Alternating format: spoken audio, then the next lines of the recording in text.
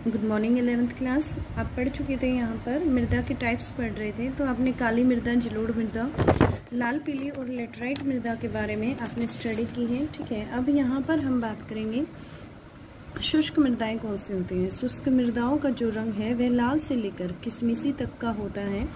ये सामान्यतः संरचना में बलुई और प्रकृति से लवणीय होती हैं। ठीक है, लवणीय का अर्थात यहाँ पर है कि इसमें नमक की मात्रा पाई जाती है। कुछ क्षेत्रों की मृदाओं में नमक की मात्रा इतनी अधिक होती है कि इनकी पानी को वाष्पीकृत करके इनसे नमक प्राप्त किया जा सकता है। शुष्क जलवायु, उच्च तापमान और तीव्र गति से वाष्पीकरण के कारण इन मृदाओं में नमी और ह्यूमस कम होते हैं। इनमें नाइट्रोजन जो है वह अपर्याप्त और फॉस्फेट सामान्य मात्रा में होती है। नीचे की ओर चूने की मात्रा बढ़ते जाने के कारण निचले संस्तरों में कंकड़ों की परतें पाई जाती हैं। मृदा के तली संस्तर में कंकड़ों की परत की बनने के कारण पानी का रिसाव जो है वह सीमित हो जाता है। इसलिए सिंचाई किए जाने पर इन मृदाओं में पौधों की सतत वृद्धि के लिए नमी सदा उपलब्ध रहती है। ये मृदाएं जो हैं वे विशिष्ट शुष्क स्थलाकृति वाले पश्चिमी राजस्थान में अभिलाक्षणिक रूप से विकसित हुई है। देखिए, यह मृदा कहाँ पाई जाती है? यह मृदा वहाँ पाई जाती है जो स्थलाकृति बिल्कुल ही शुष्क होती है। और ये ऐसा क्षेत्र इंडिया में कौन सा है? ऐसा क्षेत्र इंडिया में पश्चिमी राजस्थान में मौजूद है। और ये मृदाएं जो है वह अनुवर होती हैं। अनुवर का मतलब यहाँ पर क्या है कि वह अनुपजाऊ होती हैं, क्योंकि उनमें ह्यूमस तथा जैव पदार्थ कम मात्रा में पाए जाते हैं। अब देखिए, यहाँ हम पढ़ेंगे लवण मृदाएं। ऐसी मृदाओं को ऊषर मृदाएं भी कहते हैं। लवण मृदाओं में सोडियम, पोटेशियम और मैग्नीशियम का अनुपात अधिक होता है। देखिए, जो लवणीय मृदा होती है, ठीक है, उनमें सोडियम, पोटेशियम और मैग्नीशियम का अनुपात होता है और ये अनुवर होती हैं। अनुवर का अर्थ यहाँ पर क्या है? अनुपजाऊ होती हैं। इनकी फर्टिलिटी जो है वह काफ़ी कम होती है। इनमें किसी भी प्रकार की वनस्पति नहीं उगती है। मुख्य रूप से शुष्क जलवायु और खराब अपवाह के कारण इनमें लवणों की मात्रा बढ़ती जाती है। ये मृदाएं शुष्क और अर्धशुष्क तथा जलाक्रांत क्षेत्रों और अनुपों में पाई जाती हैं। इनकी संरचना जो है वह बलुई से लेकर दुमटे तक होती है। इनमें नाइट्रोजन और चूने की कमी पाई जाती है। देखिए, इनमें जो अधिकता है वो कौन से तत्व मिलते हैं? सोडियम है, पोटेशियम है, मैग्नीशियम है। और यदि यहाँ पर मैं बात करूँ जो इनमें पाया जाता है, देखिए अधिकता इनमें पाई जाती है और नाइट्रोजन और चूने की इसमें कमी होती है, जिसकी वजह से जो इसकी फर्टिलिटी है वह काफ़ी कम होती है। लवण मृदाओं का अधिकतर प्रसार जो है वह पश्चिमी गुजरात, पूर्वी तट की डेल्टाओं और पश्चिमी बंगाल के सुंदर वन क्षेत्रों में है। लवणीय मृदा की मैं बात करूं तो उसका जो विस्तार है वह कौन से क्षेत्र में है? पश्चिमी गुजरात में, पूर्वी तट की डेल्टा और पश्चिमी बंगाल के सुंदर वन क्षेत्रों में है। कचकरन लोकेशन कहाँ पर है? गुजरात में। दक्षिणी पश्चिमी मानसून के साथ नमक के कण आते हैं जो एक पपड़ी के रूप में ऊपर सतह पर जमा हो जाते हैं। डेल्टा प्रदेश में समुद्री जल के भर जाने से लवण मृदाओं के विकास को बढ़ावा मिलता है। अत्यधिक सिंचाई वाले गहन कृषि के क्षेत्रों में, विशेष रूप से हरित क्रांति वाले क्षेत्रों में उपजाऊ जलोढ़ मृदाएं भी लवणीय होती जा रही हैं। शुष्क जलवायु दशाओं में अत्यधिक सिंचाई जो है केशिका क्रिया को बढ़ावा देती है। देखिए, शुष्क जलवायु वाली दशाओं में जो यहाँ जो एरिया है वो कैसा है? शुष्क है। ठीक है, शुष्क जब क्षेत्र होगा तो उसमें क्या होगा? यहाँ पर एक सेकंड,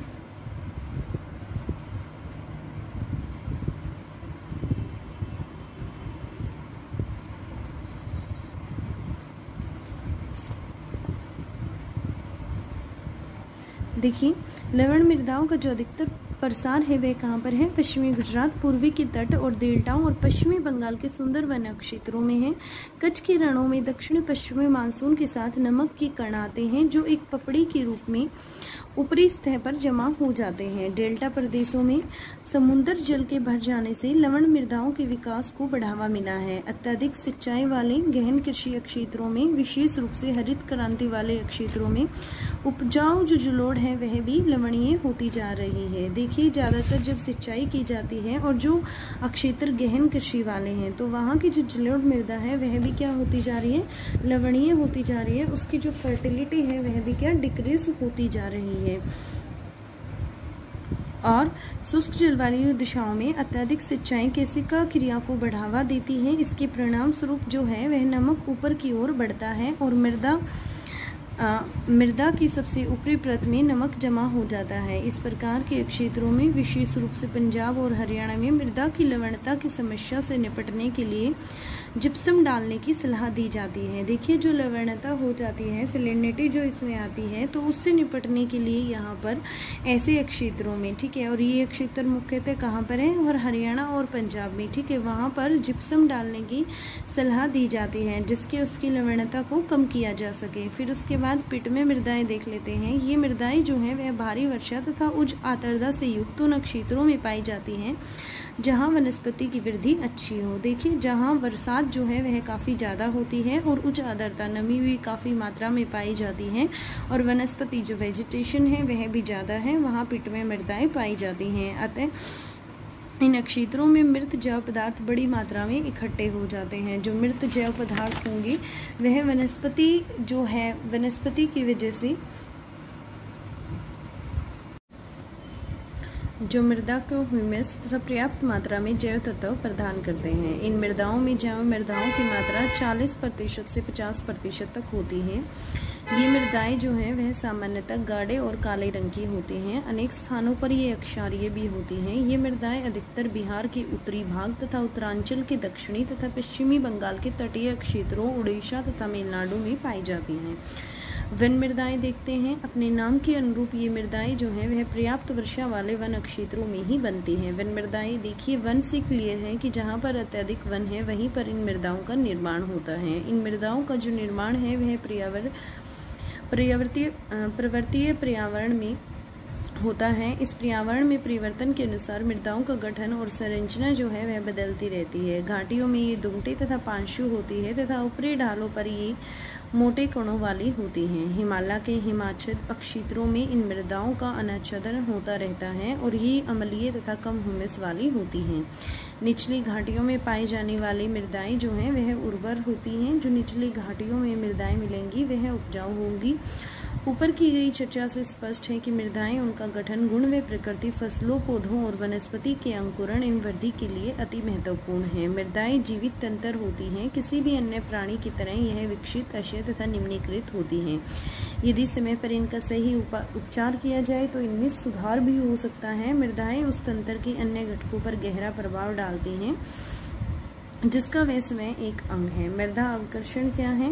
मोटे तौर पर मृदा आकर्षण को मृदा की उर्वरता के हार्स के रूप में परिभाषित किया गया है। देखिए, आकर्षण का अभिप्राय यहाँ पर क्या क्लियर किया गया है कि जो उसमें उर्वरता की कमी होती है मृदा में, उसे ही मृदा आकर्षण कहा गया है। इसमें मृदा का पोषण स्तर जो है वह गिर जाता है, न्यूट्रिएंट्स की इसमें कमी आ जाती है तथा अपरदन और दुरुपयोग के कारण मृदा की गहराई भी कम हो जाती है। भारत में मृदा संसाधनों के से का मुख्य कारक मृदा आकर्षण ही है।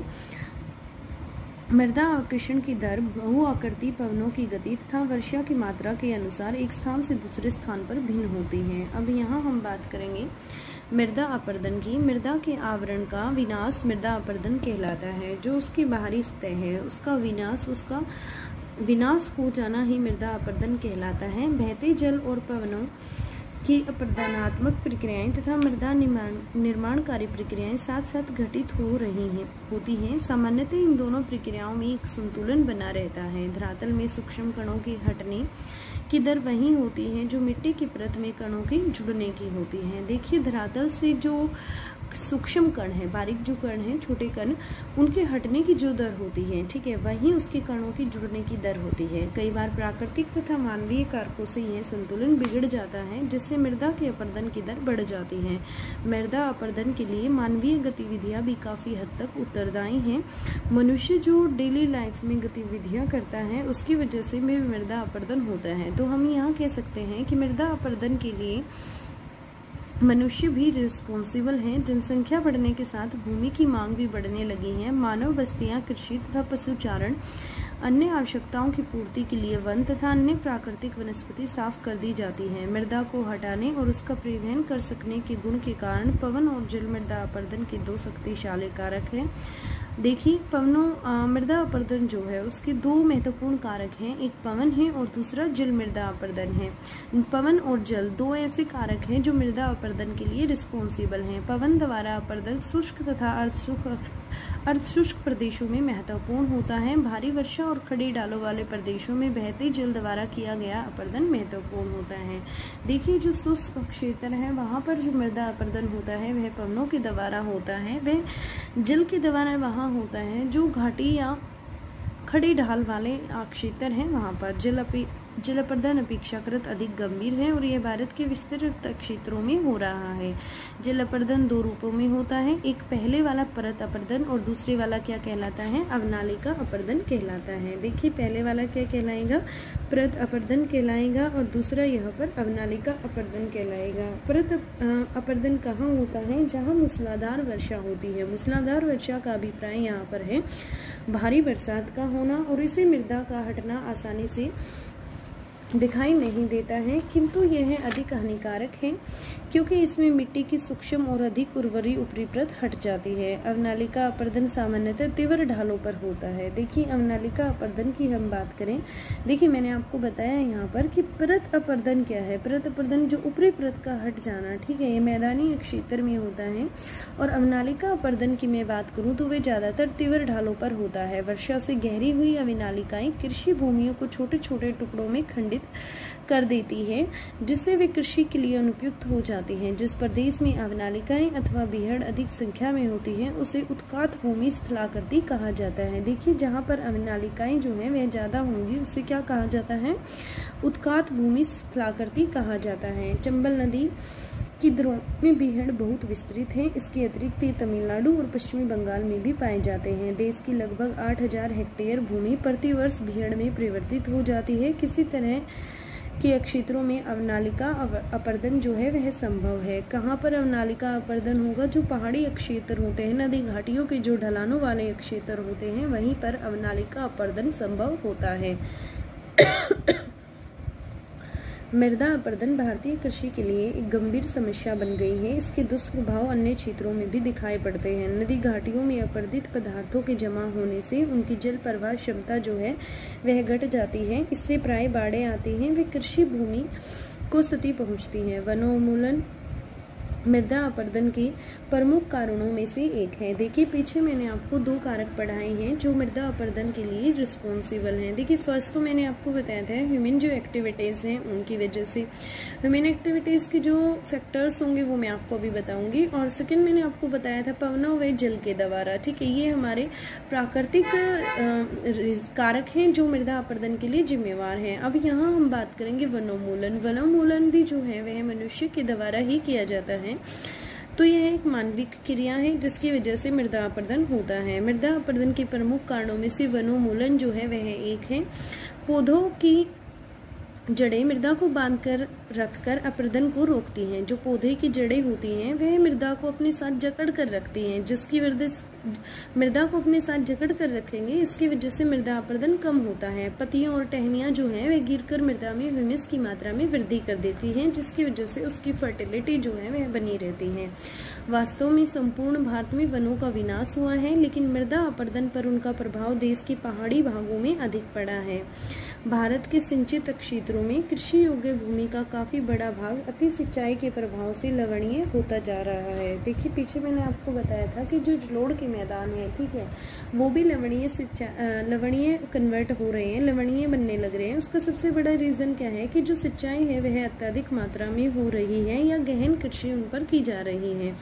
मृदा के निचले संस्तरों में जमा नमक धरातल के ऊपर आकर उर्वरता को नष्ट कर देता है। रासायनिक उर्वरक भी जो है वह मृदा के लिए हानिकारक होते हैं। देखिए जो आप फर्टिलाइजर्स यूज करते हैं, पेस्टिसाइड्स यूज करते हैं, वो सारे के सारे जो भी उर्वरक आपने यूज किए हैं तो वो मृदा के लिए हानिकारक होते हैं। जब तक मृदा को पर्याप्त ह्यूमस नहीं मिलता है, रसायन इसे कठोर बना देंगे और दीर्घकाल में इसकी जो उर्वरता है, काफी लंबे समय तक यदि आपने केमिकल फर्टिलाइजर्स यूज किए हैं तो जो उसकी उर्वरता है, जो उसकी फर्टिलिटी है, उसकी वो डिक्रीज हो जाएगी। यह समस्या जो है वह नदी घाटी परियोजनाओं के उन सभी समादेशीय क्षेत्रों में अधिक है जो हरित क्रांति के आरंभिक लाभ भोगी हैं।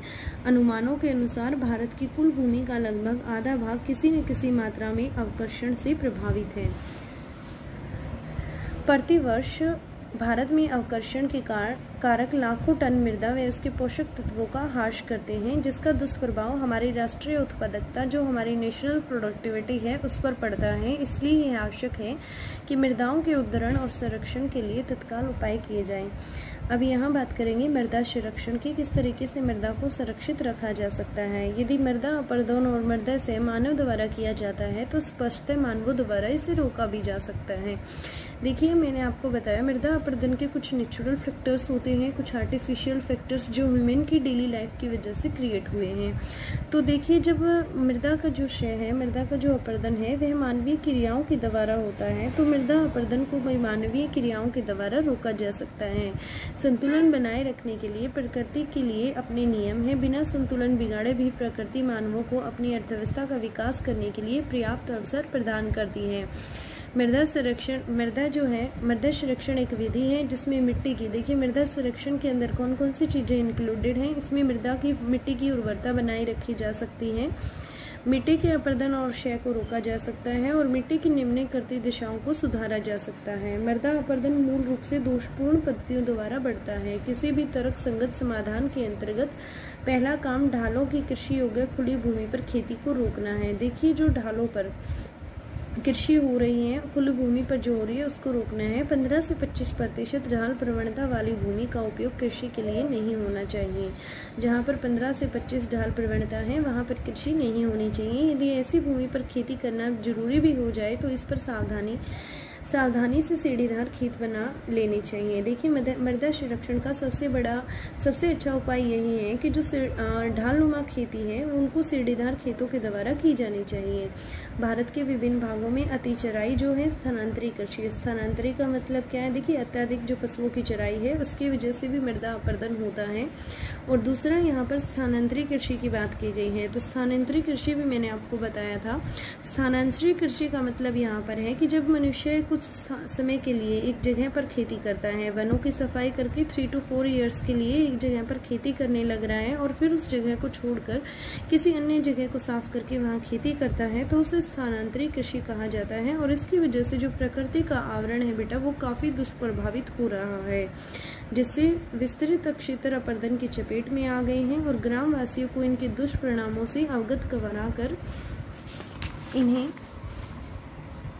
अति चराई और स्थानांतरी कृषि नियमित और नियंत्रित करना चाहिए। समोच्च रेखा के अनुसार मेड़बंदी समोच्च रेखीय सीढ़ीदार खेत बनाने चाहिए, नियमित वानिकी होनी चाहिए, नियंत्रित चराई तथा आवरण फसलें उगाना, मिश्रित खेती तथा शस्यावर्तन आदि उपचार के लिए कुछ ऐसे तरीके हैं जिनका उपयोग मृदा अपरदन को कम करने के लिए प्राय किया जाता है। अवनालिका अपरदन को रोकने तथा उनके बनने पर नियंत्रण के प्रयत्न किए जाने चाहिए।